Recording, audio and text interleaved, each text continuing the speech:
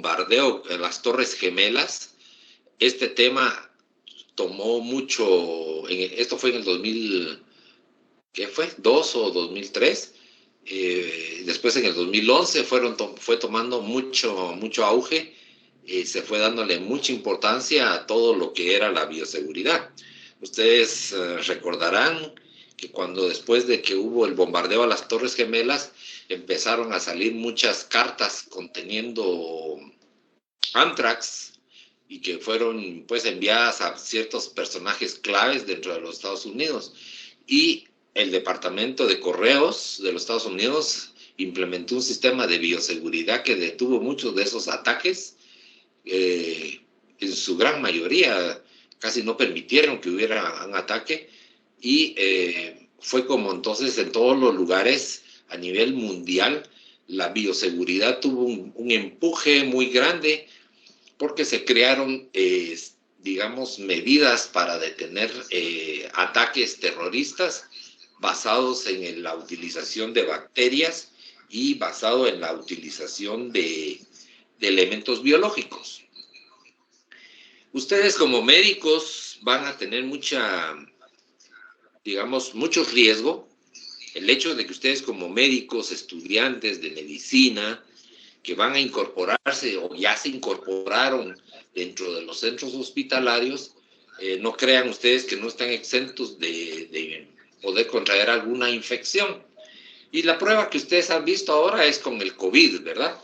El COVID permitió que las medidas de bioseguridad se implementaran en una manera aumentadas en cada uno de los centros hospitalarios, fuera de los centros hospitalarios, y así pasamos una temporada muy fuerte en los años anteriores, donde nosotros nos dimos cuenta que la gente se infectaba con COVID, más que todo en sus casas, en la calle, por sus relaciones sociales, que propiamente dentro de los hospitales. Hasta ahora, con este nuevo advenimiento del Omicron, fue que vimos que se rompía un poco la regla y que también dentro de los hospitales habían contagios.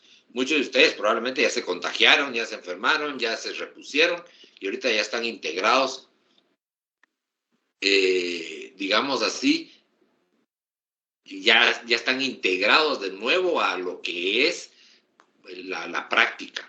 Pero dejemos por un lado, hoy por hoy, dejemos a un lado lo que es COVID.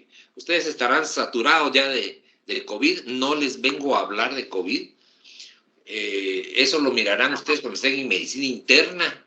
El tema ya tengo yo entendido que ya fue incorporado dentro de la temática de medicina interna, por lo tanto no le vamos a prestar mucha atención en cirugía, pero sí le vamos a prestar atención a la temática que va a tener mucha relación con el paciente quirúrgico y con los médicos cirujanos, los estudiantes cirujanos.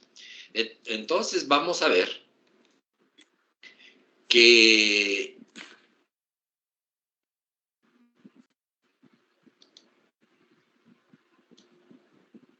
van a tener mucha relación con enfermedades que se pueden adquirir fácilmente dentro de los centros hospitalarios. Muchas veces solamente por la cercanía con que ustedes van a estar con algunos pacientes pueden tener problemas. Entonces vamos a darle entrada a la clase. Yo creo que ahorita sí ya vamos con un bonito número de compañeros que están. Y vamos a empezar. Ustedes me dirán si ven esta presentación.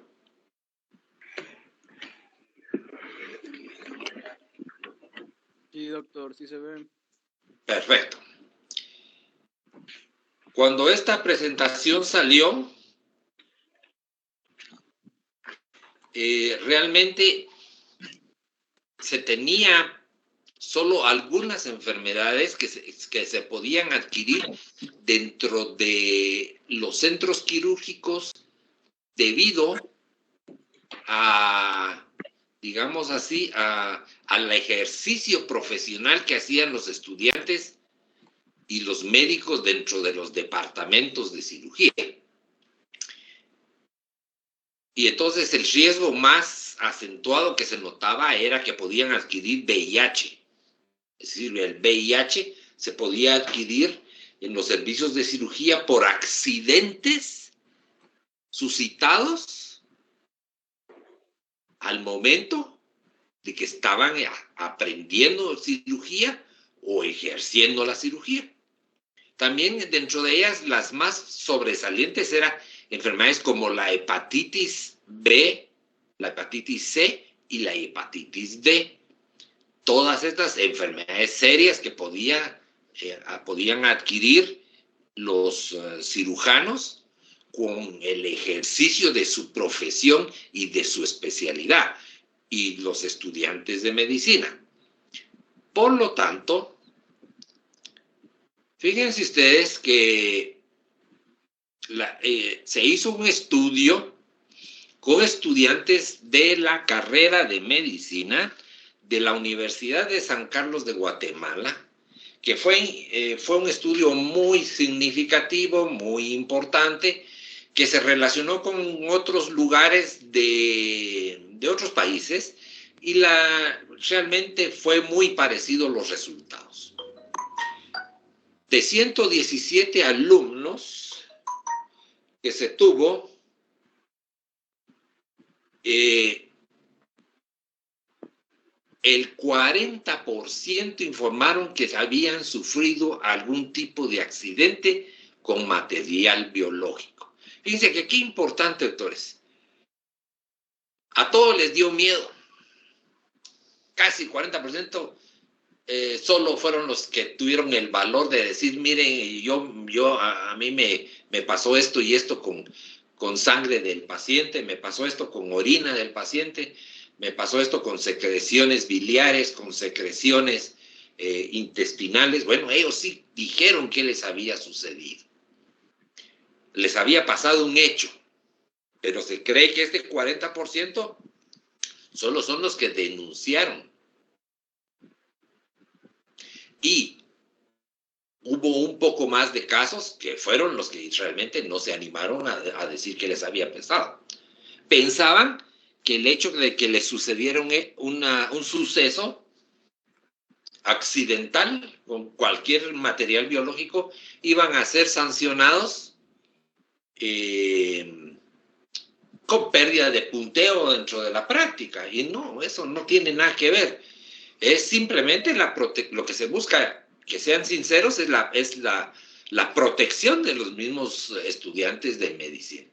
Pero se creyó que esto, fíjense ustedes, era solo de los estudiantes de medicina, y la sorpresa fue que cuando se replicó el estudio en el personal de enfermería, la situación fue igual.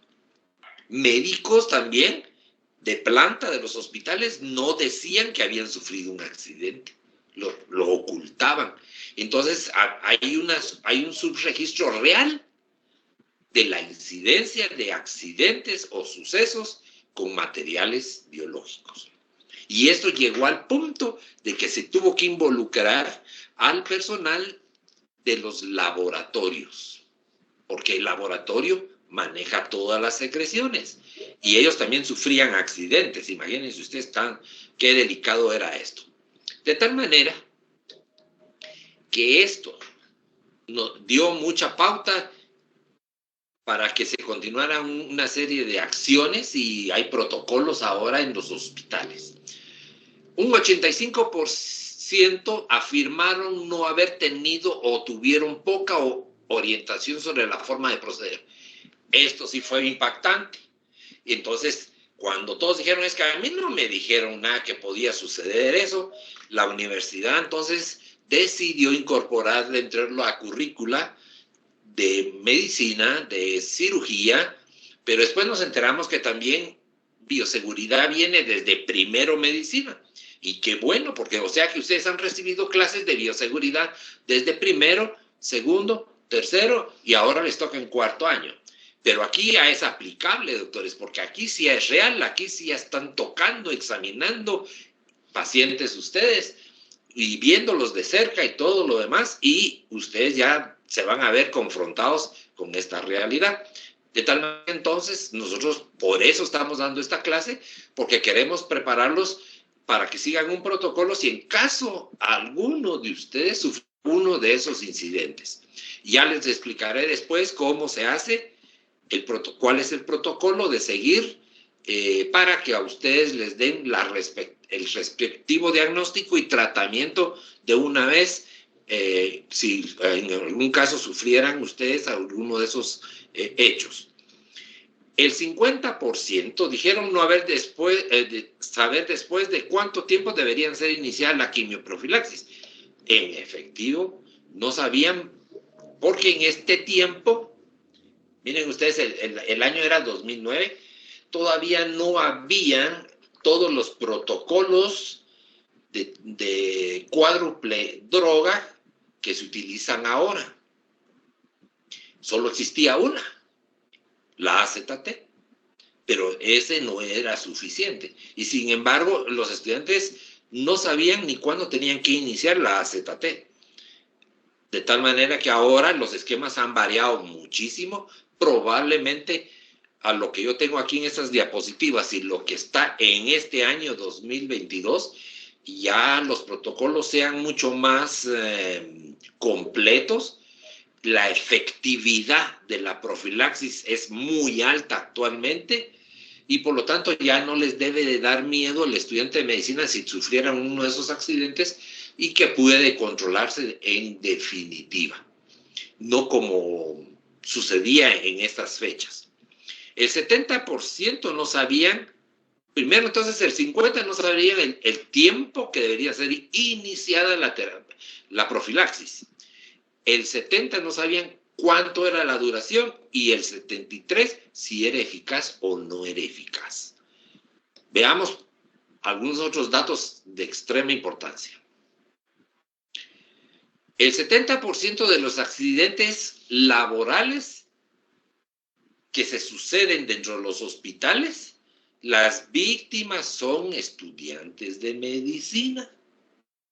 Miren esto tan interesante. Por eso es que queremos que ustedes no se queden guardando para sí mismos si sucediera uno de esos accidentes laborales. Entonces, ¿qué hay que hacer? Hay que denunciar, hay que decirlo, darlo a conocer. ¿A quién? Al jefe de servicio. Cada hospital de Guatemala tiene una organización de tal manera que hay un médico internista y en los grandes hospitales hay un médico internista infectólogo que es el encargado digamos, de seguir el protocolo conjuntamente con el paciente, que en este caso es el estudiante de medicina que haya sufrido un accidente de esta naturaleza. Y entonces, él le da el medicamento, es decir, le receta y el hospital provee medicamento al estudiante de medicina. Óiganlo bien, es el hospital el que provee o lo transfiere a una unidad donde le van a dar la profilaxis. ¿No es muy bueno? Claro que lo pueden hacer si ustedes acuden a un privado, un infectólogo privado y que él les dé. Claro, es valedero, pero ustedes van a gastar mucho dinero, porque son tratamientos largos, doctores, son tratamientos largos. Entonces, para empezar, es el hospital el que les va a proveer.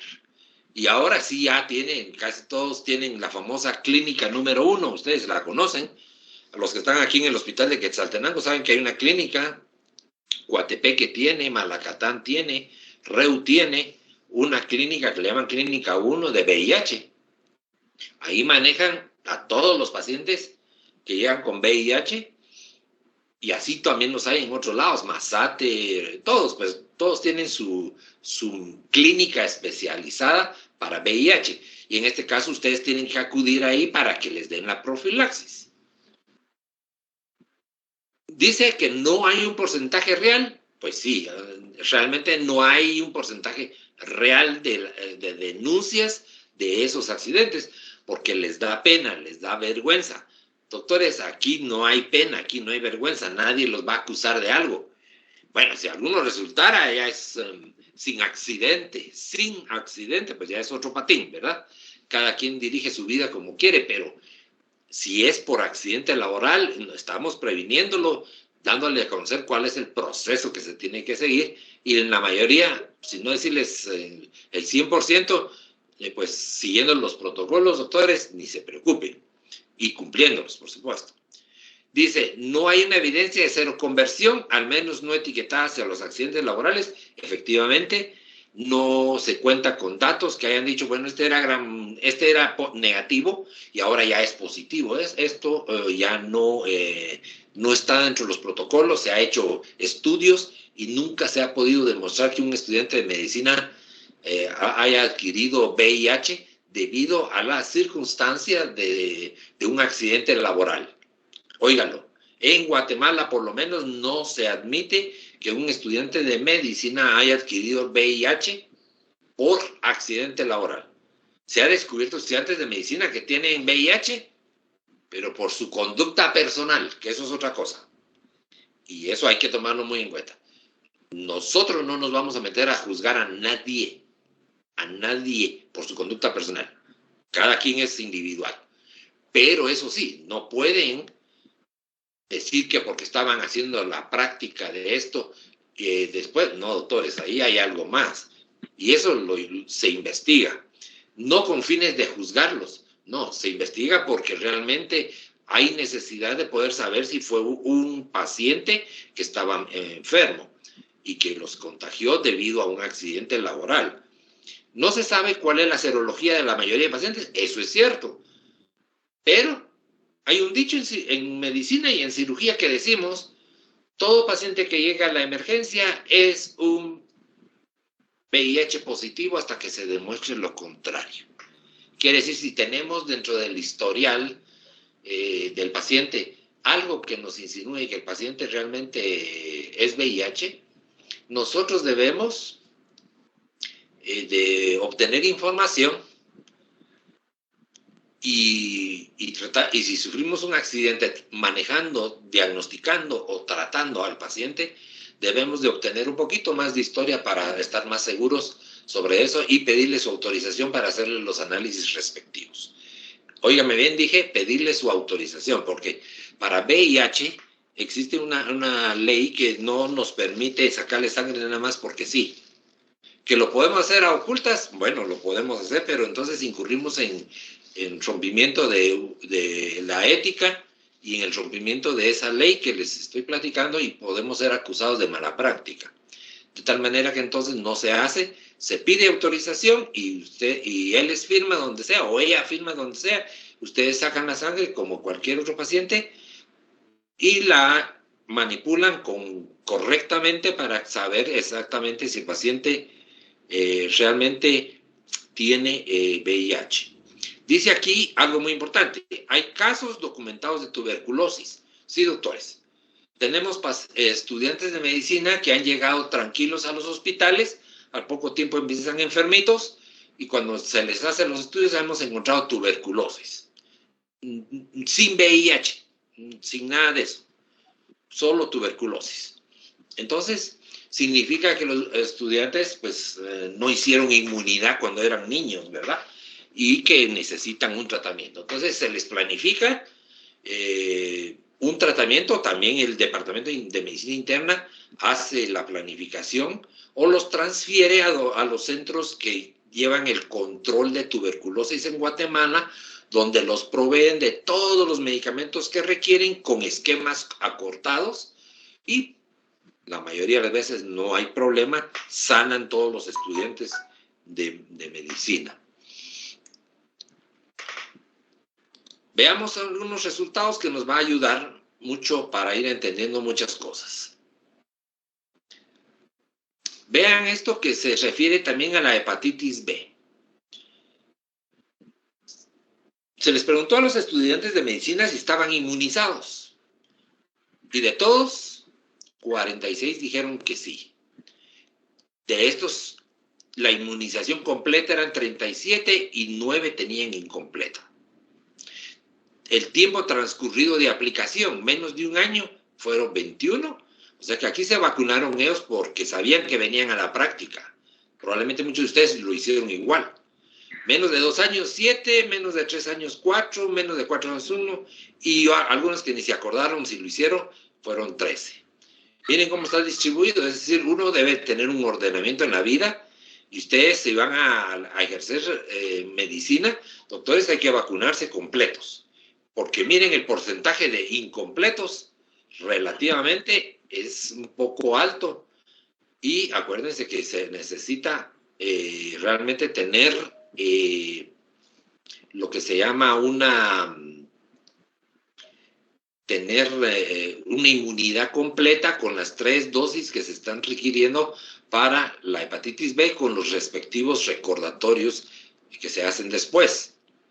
Es decir, los refuerzos famosos, ¿verdad?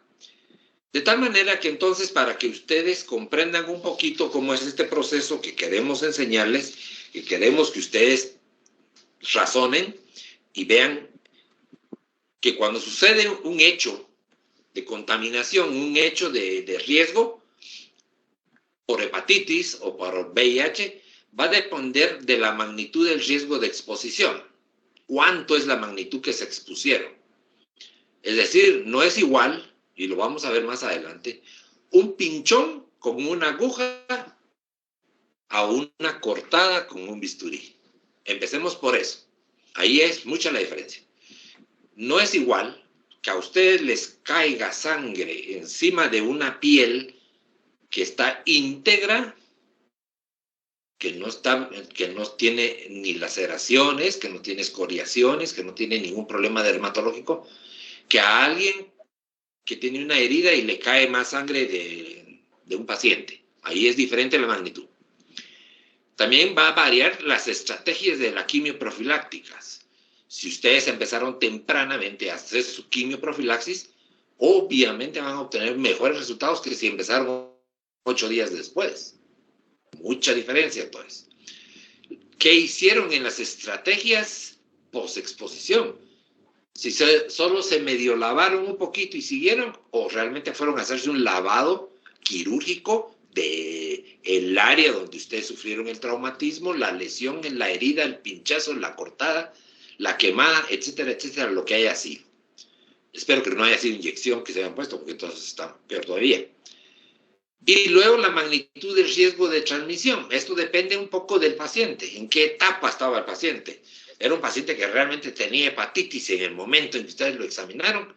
¿O era un paciente que tenía VIH florido, ¿verdad? Con todos los que tenía tumor, que tenía lesiones en piel, que estaba realmente comprometida su inmunidad, con títulos altos del virus. Entonces la magnitud es fuerte.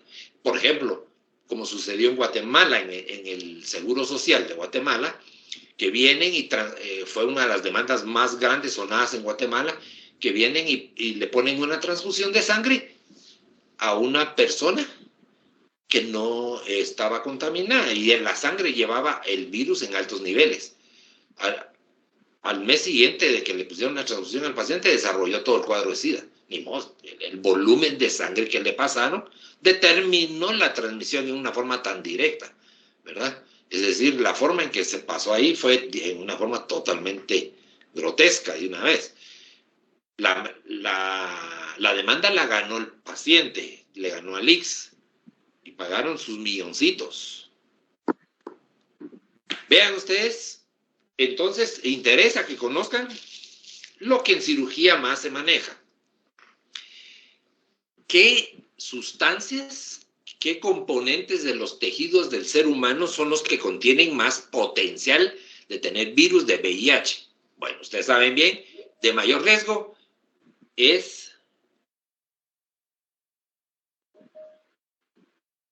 la sangre y todos los derivados. Aunque ustedes solo pongan plaquetas, aunque ustedes solo pongan células empacadas, de todas maneras van a tener el riesgo. Si ustedes ponen solo albúmina, solo derivados siempre de la misma sangre de todas maneras el riesgo es alto.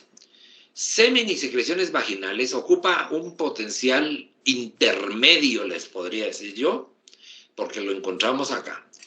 Líquido sinovial, amniótico, cefalorraquídeo, pleural y peritoneal, el riesgo no puede ser medible. Puede ser alto en un momento de la vida del paciente. Y cuando ustedes hacen una punción lumbar, es decir, obtienen líquido cefalorraquídeo, y el paciente está con un VIH florido, el riesgo es altísimo, tan igual como en sangre. Pero si ustedes hacen una punción lumbar en un paciente que está con niveles bajos, pues el riesgo, por supuesto, puede ser bajo también. Y vean esto, lo interesante de esta diapositiva, que yo he peleado siempre y he dicho esto. He visto carteles, incluso en el hospital, donde dice que la saliva no transmite, pero aquí aparece que la saliva tiene un riesgo bajo de transmisión. En heces, secreciones nasales, esputo, sudor, lágrimas, orina y vómitos. Un riesgo bajo, sí, pero hay un riesgo. Lo que pasa es que no se puede determinar en qué etapa está el paciente. Esto tómenlo en cuenta, porque por eso es la necesidad y la exigencia nuestra como docentes, que les decimos a ustedes, por favor, compren sus guantes. Compren sus lentes protectores para los ojos quienes no tienen problemas de vista. Los que tienen problemas de vista y que ya usamos anteojos, pues en definitiva ustedes no tienen ese problema de comprar anteojos. Compren de los baratos si ustedes no quieren gastar. Claro, si ustedes van a comprar un par de lentes médico-quirúrgicos de primer orden, les va a costar como 1,200 unos lentes, pero no es para tanto. Doctores, cómprense simplemente en las ferreterías los mismos anteojos y les va a costar 15, 20 quetzalitos unos anteojos que pueden ser lavables. Y eso es muy importante recordar.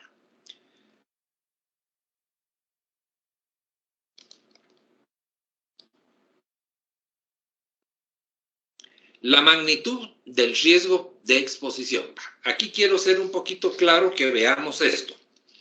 Y a veces me lo confunden y lo menosprecian, pero esto es vital. De 100 pacientes que puedan, de 100 pinchazos,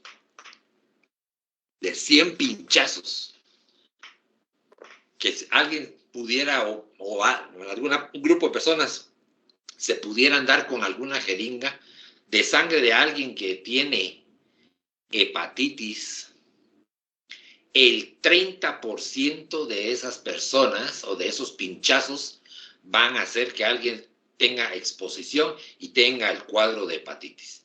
Vean ustedes qué porcentaje tan alto, es 30%. De esos pacientes que se pinchen y que sufran un accidente de tipo, el 1.8 van a tener hepatitis C por pinchazo de aguja. Ustedes saben bien que ahorita la hepatitis C tiene tratamiento, pero no es un tratamiento que uno diga, bueno, ya aquí ya me curé. No. Controlado, sí, perfecto. Pero no va a ser curado. Cuando yo hice estas diapositivas, encontré que para cuando alguien se pincha con VIH, es decir, con una jeringa que pueda tener sangre de VIH, y estoy hablando de pinchazo, en todo esto estoy hablando de pinchazo y no de cortada. Pinchazo. Digamos, el porcentaje de adquirir VIH por pinchazo es de 0.5%. Ni siquiera es el 1%. Pero aquí viene la diferencia. En la hepatitis, ustedes dan tratamiento y se salva. Es decir, 30% va a tener, sí, pero un buen porcentaje se van a salvar, otro pequeño porcentaje va a evolucionar a hepatitis crónica y otro porcentaje le va a dar cáncer del hígado. Pero al final va a vivir muchísimo tiempo. Pero el del VIH no. Aquí sí, el que le da, a morir, doctores. Hagan lo que hagan, se nos va a morir. Porque todavía los esquemas no han logrado. De hecho, me recuerdo que en uno de los últimos estudios que se hacía, hay estudios que ya dicen que ya no era 0.5, sino 0.55. Eso quiere decir que ya vamos para 0.6, pues, ¿verdad? De tal manera que ya vamos para arriba, en lugar de bajar, ya vamos para arriba. Entonces, es importante que tomemos en cuenta eso. Y el 0.09 en mucosas y piel intacta. Aquí este porcentaje es el que nos indica que por qué tenemos que tener nuestros lentes. Porque podemos contaminarnos con hepatitis B a través de la mucosa de los ojos, de la nariz, en ambas enfermedades. Así que es muy importante que ustedes no se les olvide este detallito, que a veces lo ven con desprecio. Muchos dicen, no, eso no es posible. Es posible porque aparecen los estudios, doctores. Ya está comprobado, esto no lo estoy inventando yo. Eso lo estoy extrayendo de un estudio de la OMS, donde está esta información totalmente renovada. Y esto es aplicable y todo el mundo, los que saben de infectología, van a ver esto con mucha frecuencia. Bueno, la hepatitis C, su transmisión ocurre raramente por mucosas, porque es apenas el 1, ¿verdad? Expuestas a sangre contaminada y no se le ha informado casos de hepatitis C como consecuencia de contacto a través de la piel. Es decir, todavía se tiene incertidumbre de que si la hepatitis C se contamina a través de piel o a través del contacto de mucosas. No se sabe. Lo que sí se sabe es que necesita la hepatitis B. Es decir, es como que van de la mano, como que la hepatitis B le echa la mano también a que haya hepatitis C. El riesgo de transmisión por exposición a los fluidos no implican, la sangre infectada no ha sido cuantificado, pero se estima que es bajo. Es decir, creen que a pesar de esto todavía es bajo para la hepatitis C. Ahora, cuando ustedes hacen el diagnóstico de hepatitis B, la mayoría de los especialistas hacen un estudio para ver si no hay hepatitis C. ¿Por qué? Porque casi van de la mano. Lo que se piensa es que la sangre pues no tiene mucho que ver ahí, la forma de transmisión de la hepatitis B. En la C casi no tiene que ver. Entonces hay que averiguar por dónde fue que ingresó el C. ¿Qué determina lo que le decía yo, el riesgo? El tamaño del inóculo no es igual, vuelvo a repetir, un pinchazo hecho con una aguja de una jeringa que una aguja de sutura. Hay gran diferencia, doctores. ¿Cuál es esa diferencia? Primero, el tamaño, no. Lo que sucede es que la aguja de sutura no tiene luz, como lo tiene la aguja hipodérmica. Se sabe que dentro de una aguja hipodérmica número 21, clásica de esas de jeringas, se guarda más o menos 0.1 mililitros de sangre. Cuando ustedes vacían una jeringa, ¿ustedes creen haberla vaciado? No, señores. Ahí queda 0.1 mililitros dentro de la aguja. Lo que topó fue el émbolo, pero no lo que salió de la aguja. Por lo tanto, siguen siendo peligrosas esas jeringas usadas. Y por eso es que hay un depósito en cada uno de los servicios hospitalarios para la colocación de una jeringa utilizada. y es generalmente de color rojo. ¿Qué quiere decir eso? Biológicamente peligroso. Y por lo tanto ahí se coloca la jeringa. ¿Puede conectarse con todo, dejarse con todo y jeringa? Sí. O se desconecta la aguja en un recipiente exclusivo para agujas y la jeringa en otro sitio. Depende cómo esté organizado el hospital, pero estos son los dos mecanismos más clásicos que pueden haber. El tiempo de exposición, obviamente, un pinchazo le duele al estudiante de medicina, retira la mano, le dolió, por supuesto que le dolió, ¿verdad? Pero si fue con aguja de sutura, no tenga pena, puede interrumpir, irse a lavar con agua y jabón, suturar, ponerse un nuevo par de guantes, depositar el guante roto, porque ya se lo pinchó, en el depósito de material de riesgo, que es el color rojo, o en bolsa roja, y después seguir y continuar terminando su sutura e ir inmediatamente después con el infectólogo para que le haga el estudio y ver si vale la pena dejarle la quimioprofilaxis. Es decir, en resumen, la aguja de sutura es menos contaminante que una aguja hipodérmica. Ahora bien, comparemos ahora una aguja hipodérmica con una cortada. No, doctores, ahí sí hay diferencia. El corte de un bisturí generalmente es profundo y entra a capas profundas y por lo tanto deja el virus profundo. Ahí se laven lo que se echen ustedes, no van a eliminarlo tan fácilmente. Por lo tanto, entonces es más riesgoso una cortada que una aguja hipodérmica. Se los hago ver. Claro que hay sus excepciones, sí, las hay, pero no es la regla. La regla es esto que les acabo de decir, que todo el mundo considera el corte como algo más contaminante que un pinchazo, pero esto hay que tomarlo con cierta cautela. No todos los casos puede ser así. Profundidad de la lesión, por lo que ya platiqué, tipo de instrumento que causó la lesión.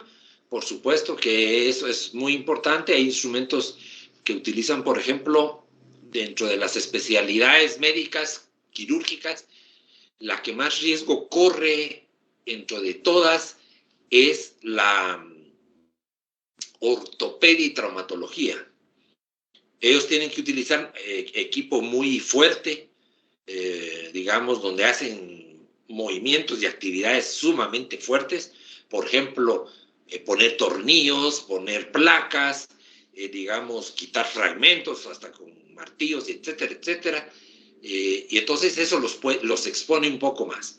La siguiente especialidad que es más riesgosa en ese sentido, para todas las enfermedades, me estoy refiriendo, es los ginecólogos. La tercera es el cirujano plástico. El cuarto, si mal no recuerdo, creo que es el cirujano general. La quinta, creo que es el neurocirujano, como especialidades médicas. Bueno, cuando esto salga, que es la vacuna para el VIH, obviamente nosotros estaremos siendo protegidos y de plano, con los advenimientos ahora de esto, de la vacuna contra el COVID, ya ven ustedes qué rápido la crearon, pero no han podido crear todavía la vacuna contra el VIH, está en estudios, han ingeniado un montón, han probado en distintas ocasiones y todavía no está aprobada, pero ni para nada. Esta vacuna, la RB144, es combinación de algunas, entre ellas es un manejo de genes con una glicoproteína, la GP120, y ellos están luchando, los especialistas, por crear una vacuna que llegue a funcionar. Y por eso se sigue muriendo mucha gente todavía.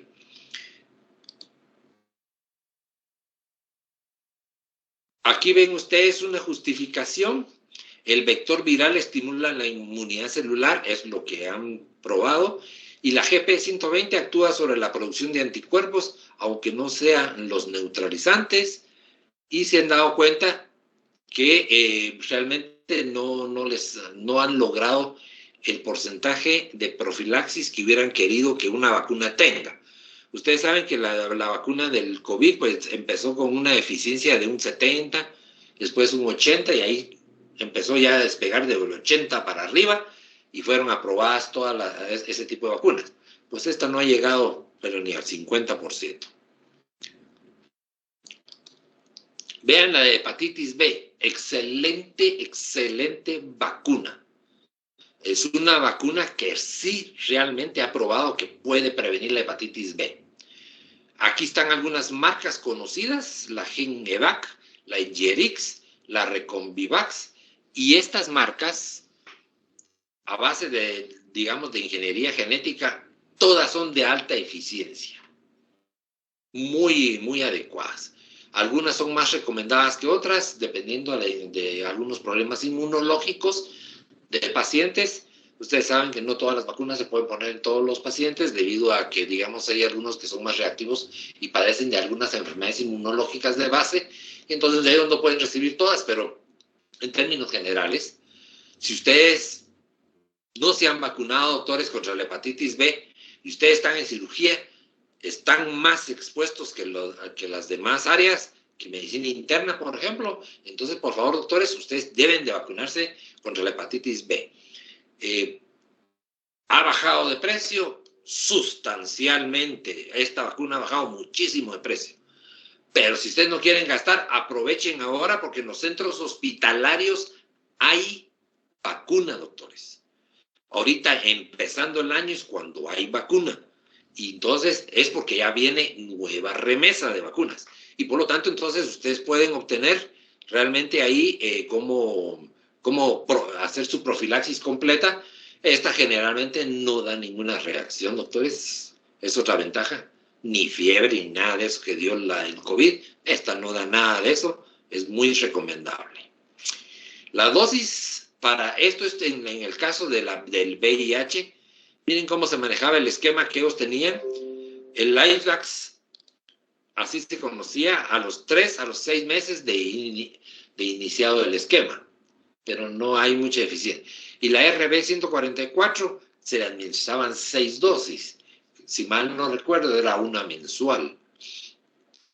Miren cuál era la eficiencia, apenas del 31.2, cuando yo hice esta diapositiva. Pero ¿cuánto estará actualmente? Probablemente ya la hayan mejorado, porque esto ya cambió mucho, ¿eh? Y como cambia rápidamente con el tiempo. Pero de todas maneras, no hemos escuchado que esté ya, que se pueda administrar en la generalidad. Todavía no se puede. La hepatitis B, ¿cuál es la forma en que se debe hacer el esquema? Bueno, clásicamente se administra en los niños la dosis al nacimiento, una segunda dosis 1 o 2 meses de edad que tenga el niño, la tercera dosis a los 6 o 8 meses de edad. ¿Cómo se hace en un adulto? Bueno, ustedes deciden, se la ponen, al mes vuelven a repetir una dosis y más o menos a los 6 meses se vuelven a poner ustedes la tercera dosis contra la hepatitis B. También está la hepatitis A, pero la hepatitis A es por cuestiones de contaminación de alimentos, ¿verdad? Entonces, por eso no la tocamos nosotros, pero ya existe la vacuna también.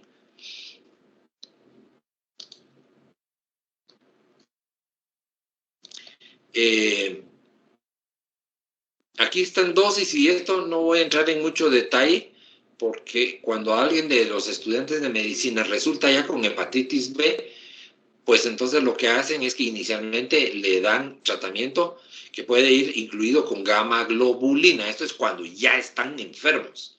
Entonces les dan gamma globulina. Y por supuesto les dan todo el reposo que requieren. El estudiante de medicina que le da esto realmente, obviamente, necesitaría retirarse de la práctica, porque esto es una enfermedad que demanda mucha energía y obviamente no podría regresar tan fácilmente. Es una enfermedad de mucho tiempo también. Es decir, el trayecto, la evolución natural de la enfermedad va de 1 a 2 meses y por lo tanto no es fácil. Si es que no queda con una hepatitis crónica, porque si queda con una hepatitis crónica le llevan 6 meses, 8 meses un año, si no es adecuadamente tratado. Y eso tiene que ser tratado por un especialista con medicamentos bien caros.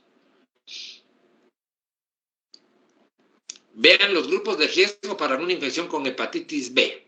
Los recién nacidos de madres con el antígeno de hepatitis B positivas, el personal del equipo de salud es el primero que está en riesgo, todos los pacientes que llegan a los hospitales para hacerles una hemodiálisis, trabajadoras del sexo, drogadictos, receptores de sangre, todos aquellos que van a recibir su transfusión por enfermedades hematológicas, convivientes de todos los portadores de antígenos de superficie de hepatitis, inmigrantes, refugiados de áreas que presentan altos índices de endemia y prevalencia de la enfermedad. Esto quiere decir todas aquellas personas que vienen del extranjero, que son migrantes, son riesgosas cuando uno las maneja porque uno desconoce todo el antecedente que puedan tener de protección, de profilaxis, vacunación de niños, etcétera, etcétera. Los presidiarios y todos los pacientes y personales de instituciones de retardados mentales, es decir, de instituciones con problemas mentales, son también de los que no se conoce y por lo tanto la profilaxis es mala. Pero también no hay que olvidarse, digamos, de aquel personal como de los asilos de ancianos y todo también son riesgosos porque donde hay gente, ahí va a haber problema. Donde hay internados de estudiantes, también puede haber problema. Entonces hay que tenerlo en consideración. Los cirujanos y sus ayudantes ya sabemos que como parte del equipo de salud, pues obviamente somos parte de un riesgo. No hay vacuna contra la hepatitis C, recuérdenlo, no hay. Medicamentos pocos y caros y algunos hasta experimentales son. El virus de la hepatitis B es otra enfermedad que también puede ser, y esta es más notorio que requiere de la hepatitis B para replicarse. De tal manera que esta es muy importante que la tomemos en cuenta. Y por consiguiente ustedes ven ahí que no hay vacuna. Es un riesgo. Por eso es que si prevenimos hepatitis B, indirectamente estaríamos protegiéndonos también contra hepatitis D y contra hepatitis C. Aunque no es es decir, no hay vacuna, ¿verdad? Específica, no lo hay. Pero al menos estaríamos evitándole que la hepatitis B pueda ayudar a estas a que se replique. Aquí es el interferón alfa el que se utiliza, doctores. Es un anticuerpo que obviamente es caro, doctores. Caro. Cada dosis cuesta alrededor de 5,000 quetzales y se utilizan 2, 3 al día.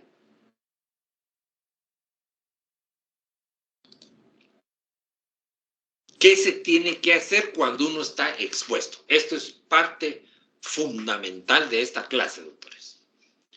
Primero, ¿qué pasa si ustedes sufren un pinchazo?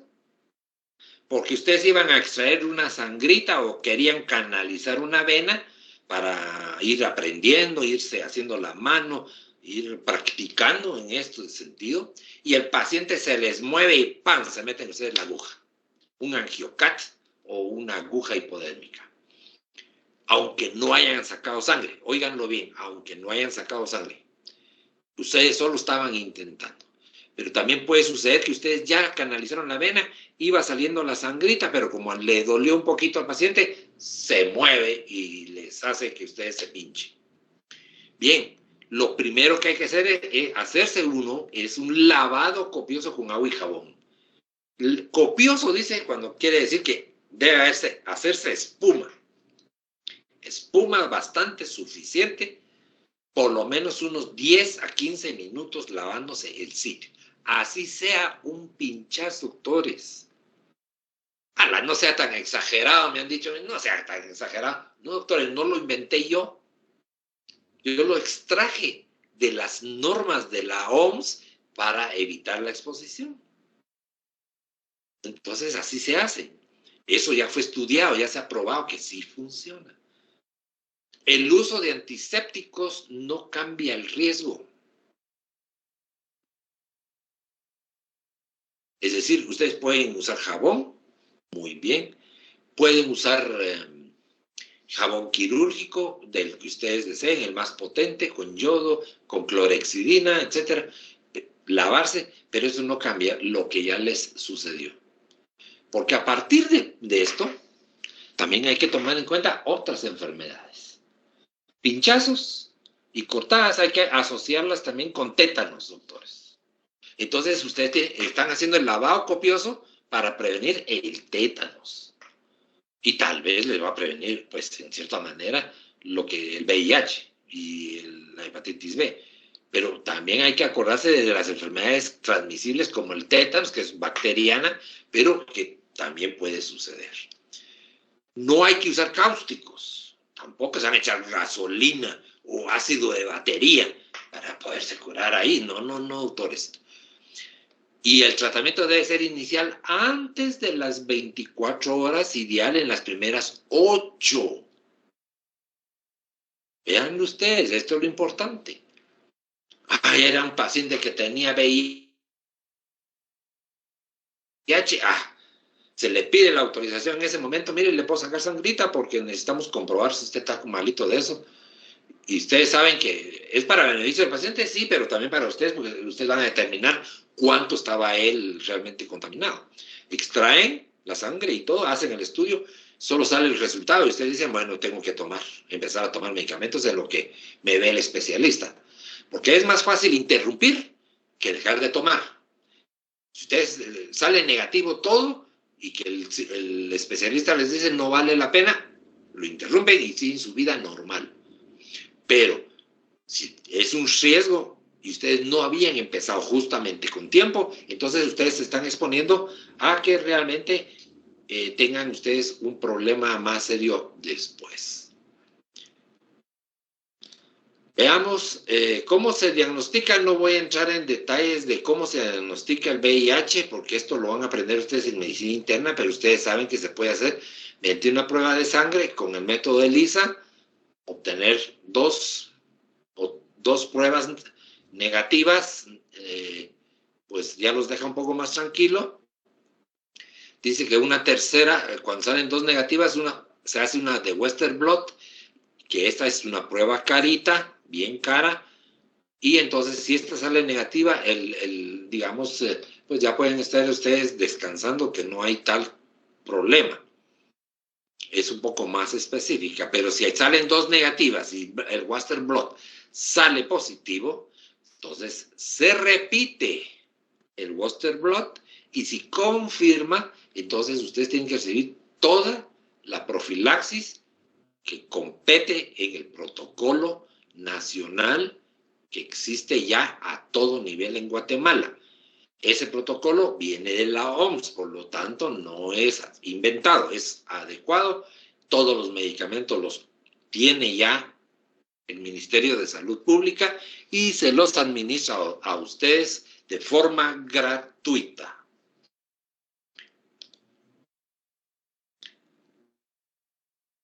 Bueno, esto no voy a entrar muy, son las pruebas rápidas para eso, no interesa. Es lo que acabo de platicarles. Y aquí está el esquema que se utiliza actualmente, si todavía está así vigente. Son 4 drogas, las que ustedes están viendo aquí, que deben de tomarse. Por consiguiente, solo miren cuántas pastillas. 600 miligramos, 2 dosis al día. 150 miligramos BID, es lo mismo, son 2 dosis. 800 miligramos cada 8, ya son 3 pastillas. Entonces, si sumamos 2, 4, más 3, son 7, más otras 3, son 10 pastillas que un paciente se tiene que tomar durante un día. De estos 4 medicamentos que están aquí, sidobudina, OAZT, lamivudina y el indinavir y el nelfinavir. ¿Hay algunas variedades en cuanto a esto? Sí, doctores. No siempre se ponen estas clásicamente, sino puede haber alguna variedad en esto, pero siempre siguen siendo 4.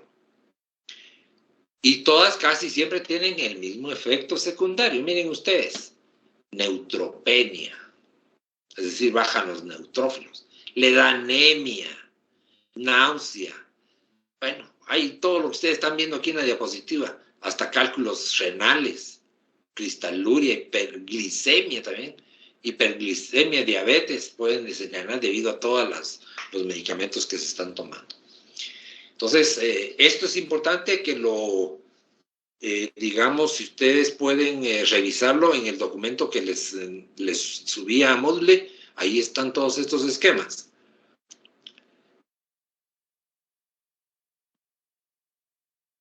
No voy a entretener mucho aquí con ustedes en esto.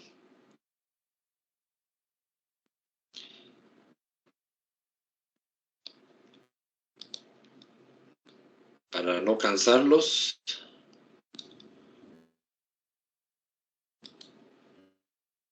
La hepatitis B, bueno, aquí están todas las pruebas que se pueden hacer, dependiendo de la etapa que uno considere que está el paciente, cómo se ponen las dosis.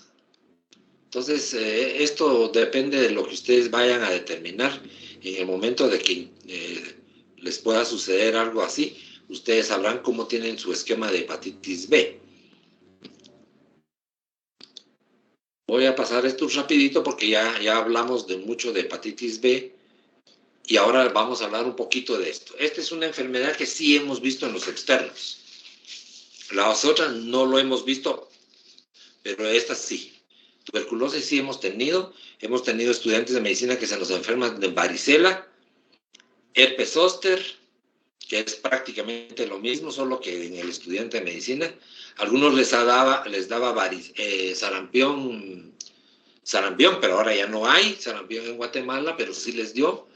Les ha dado parotiditis, o sea, todas esas enfermedades juveniles o resulta que no fueron bien prevenidos porque no recibieron su esquema de vacunación y ¡pum!, les da cuando entran al hospital. Ustedes saben que la varicela tiene la misma forma de contagio, bueno, no la misma forma, pero sí la misma capacidad de contagio que el del COVID. Es bien interesante que van a estar inmunocomprometidos y que ellos le envíen la vacuna de la TB. Entonces sí tienen que regresar hasta que se negativice su esputo, y entonces ayudando en la ventilación mecánica, cuando están ayudando en las broncoscopías, en los cambios de ropa de pacientes tuberculosos, en las autopsias, cuando hacen, digamos, maniobras invasivas, por ejemplo, cuando colocan sondas nasogástricas, Foley, ahí va, el virus puede estar ahí, no virus, sino la bacteria puede estar ahí lista. Cuando hacen nebulizaciones, en los esputos que a veces el paciente puede arrojar, en un momento dado pueden ustedes contaminarse. Y no existe un estudio que pruebe esto de la transmisión nosocomial de la tuberculosis. No se ha logrado ver cómo es esto, pero cuando los estudiantes llegan sanitos y ¡pum!, caen enfermitos. No hemos visto muchos, pero yo les diría que sí, por lo menos de los que yo me recuerdo, han habido como un par de casos en los años que yo tengo de estar dando docencia, de estudiantes que se les ha tenido que, digamos así, mandar a la casa porque no pueden continuar con tuberculosis pulmonar. Después han regresado. Probablemente ahorita ya son médicos y ya ahí se quedó todo, pues, ¿verdad? No voy a entrar en mucho.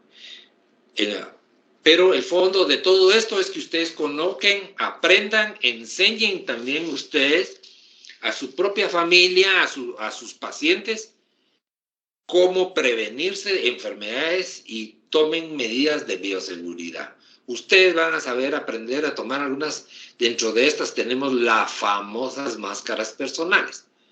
¿Cuánto no se ha dicho ahora con el COVID? Muchísimo, doctores.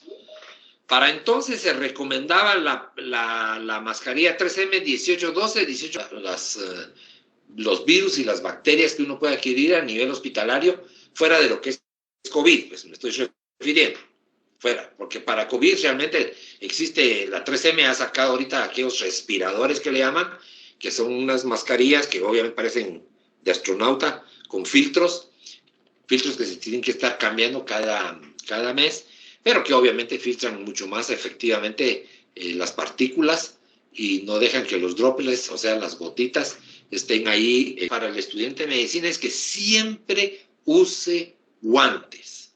Si ustedes resultan con que son alérgicos al látex, hay guantes alternativos de polivinilo. Y estos cuestan igual, no cuestan diferente. Lo que cuesta es conseguirlos, un poquito. Pero el polivinilo es muy bueno y da ajusta igual de bien y da buena protección. De tal manera que también son guantes descartables. Así que no se les olvide a ustedes que guantes hay que usar, doctores. Así sea sencillo. Si ustedes van a hacer una curación, con más razón. Pero si solo van a examinar un paciente, por favor, usen guantes que sean ajustaditos. Y ustedes van a aprender el número que es adaptable para su mano.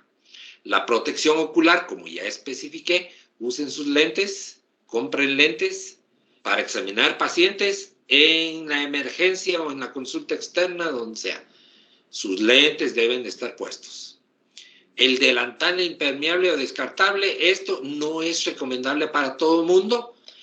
Lo utilizan más para pacientes como ginecobstetricia, donde por el derrame de líquido amniótico, de sangre en el momento de un parto, en el momento de una cesárea, pues pueden mojarse mucho. Entonces, ¿qué les recomendamos nosotros al estudiante de medicina? Les recomendamos su bata. Y hubo una temporada en que se les pidió la bata impermeable. ¿Por qué? Porque había que lavarla por el temor que vimos con el COVID. Pero la bata impermeable necesita saberse manejar, llevarse a la casa y ponerse en agua con jabón y eso la limpia y la mata todos los gérmenes.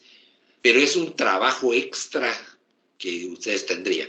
Y lo más recomendable es la bata simple que ustedes ya usan. Esa bata que ustedes deben de quitársela con cuidado cuando llegan a su casa, ponerla en un sitio aparte donde nadie la toque. Si hay niños en la casa, que nadie toque esas batas para que no haya problemas de contaminación. Porque hemos visto, eso sí, muchas infecciones hospitalarias que se han llevado los externos a su casa. Y se la llevan porque, ¿por qué se la llevan? Porque no se lavan las manos. La medida de bioseguridad más confiable es el lavado de manos con agua y jabón. Entonces, ¿qué se les recomienda? Al estudiante de medicina se le dice, bueno, ya salís, ya no vas a regresar al hospital, ya no vas a tocar nada. La última cosa que se hace es lavarse las manos. Algunos se incluyen el antebrazo, sí es adecuado, lavarse el antebrazo. Se secan al aire, es lo mejor dejar que se seque al aire sin tocar superficies y ya cuando ustedes se monten en el vehículo que van a regresar a su casa, depositen en sus manos un poco de alcohol en el trayecto y al no más llegar otra vez a su casa, volverse a hacer la misma situación de lavado y de aplicación de alcohol. Vamos a dar por finalizada aquí. Hay que prevenir, dice, porque si no nos puede pasar lo de esta dama, yendo para adelante y no se da cuenta que atrás está una leona que está a la expectativa. Así son las infecciones, doctores. A veces no nos fijamos, no prevenimos y nos puede atacar cuando menos lo esperamos. Bien. ¿Tienen alguna preguntita, doctores?